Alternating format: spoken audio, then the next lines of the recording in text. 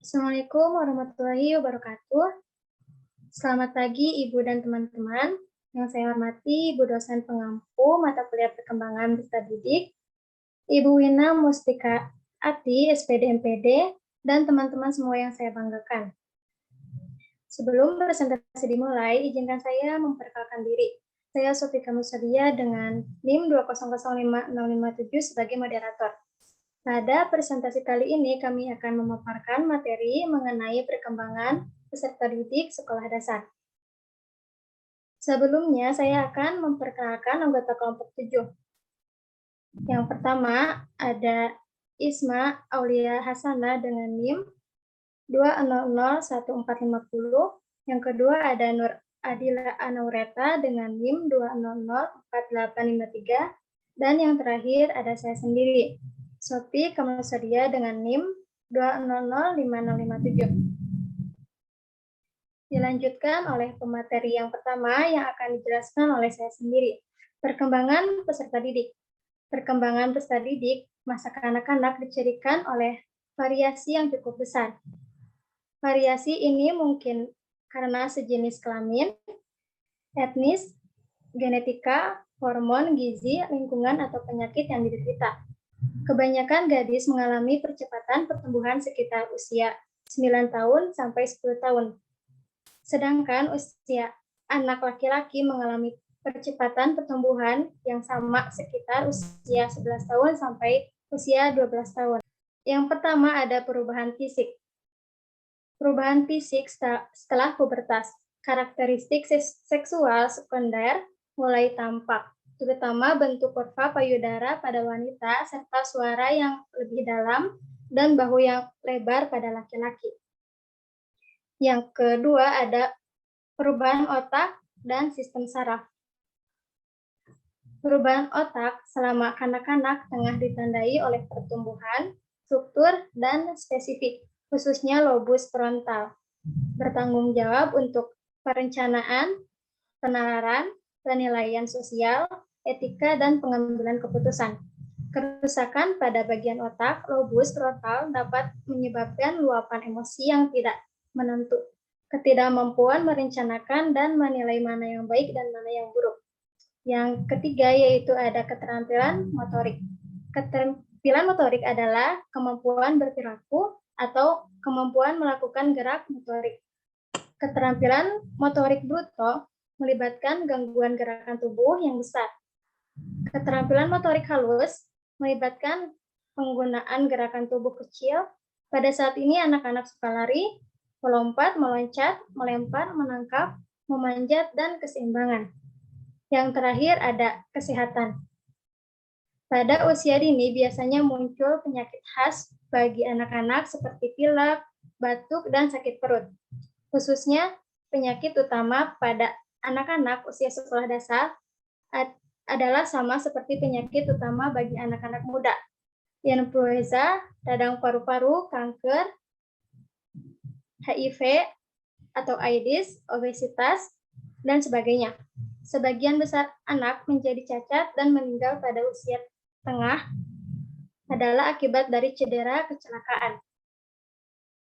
Selanjutnya akan dilanjutkan oleh pemateri yang kedua yaitu oleh Isma Aulia Nurhasana. Kepadanya saya persilakan.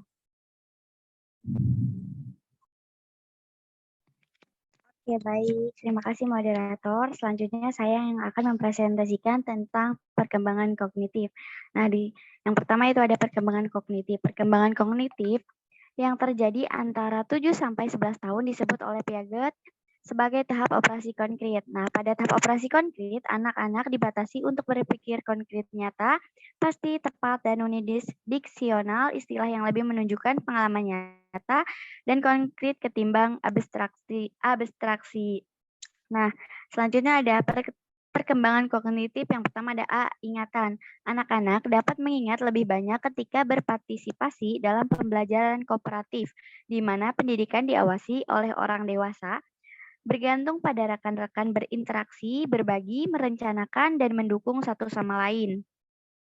Anak usia sekolah juga mulai memperlihatkan metamori atau kemampuan memahami sifat memori dan memprediksi seberapa baik seseorang akan mengingat sesuatu. Nah, yang B ada anak yang cerdas. Kecerdasan adalah kapasitas kognitif yang merujuk pada pengetahuan, adaptasi, dan kemampuan seseorang untuk berpikir dan bertindak secara sengaja. Nah, di sini juga ada konsep diri. Kebanyakan laki-laki dan perempuan mengembangkan rasa percaya diri yang positif seperti dalam hal pemahaman, pemaknaan, dan pengendalian diri. Unggul dalam satu bidang memberikan kontribusi untuk merasakan keseluruhan harga diri dalam dunia sosial. Harga diri, pengaturan diri, dan kepercayaan diri anak pada akhirnya membentuk sebuah konsep diri atau self-concept. Kognisi sosial. Kognisi sosial adalah pemahaman mengenai asumsi-asumsi tentang sifat, hubungan, atau inferensi sosial, proses sosial, dan perasaan orang lain.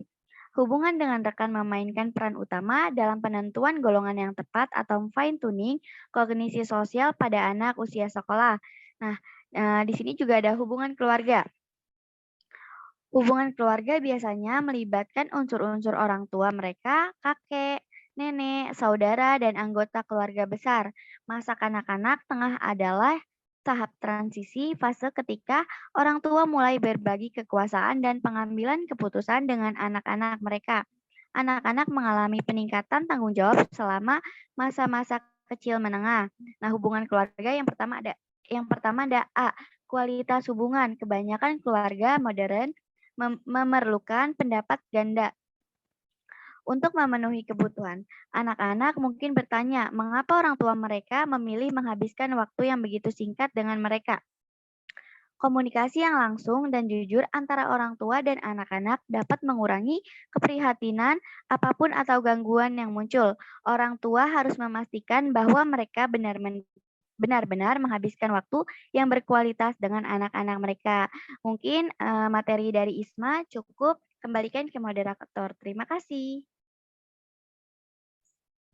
Terima kasih kepada Isma yang sudah memaparkan materinya. Kemudian materi yang terakhir akan dijelaskan oleh Nur Adila. Kepada Nur Adila dipersilakan. Baik, terima kasih kepada moderator. Selanjutnya saya akan menjelaskan tentang persahabatan. Bagi peserta didik sekolah dasar, teman berfungsi sebagai teman sekelas, sepetualang, tempat curahan hati, dan sebagai pantulan kepribadian. Selanjutnya, teman juga berfungsi saling membantu, mengembangkan harga diri dan rasa kompetensi dalam dunia sosial, termasuk di lingkungan sekolah. Kemudian, tekanan teman sebaya. Peserta didik yang paling rentan terhadap tekanan teman biasanya mempunyai harga diri yang rendah. Ketika peserta didik tidak mampu menolak pengaruh rekan-rekan mereka, terutama dalam situasi membingungkan, mereka mungkin mulai merokok, minum alkohol, mencuri, atau mengasingkan diri dari pergaulan teman-temannya. Nah, peserta didik yang menolak tekanan teman sebaya sering tidak populer. Selanjutnya, ada seksualitas. Pada anak sekolah dasar, termasuk masa usia dini, minat seksual merupakan perpanjangan dari sensasi yang menyenangkan dan rasa ingin tahu, bukan hasil dari erotisme. Nah, anak usia sekolah dasar sesungguhnya masuk dalam kategori masa pra-remaja atau berkisar pada usia 10 dan 11 tahun. Pada saat ini, fascinasi seksualitas anak-anak disertai dengan perubahan hormon dan fisik yang terjadi di dalam tubuh mereka.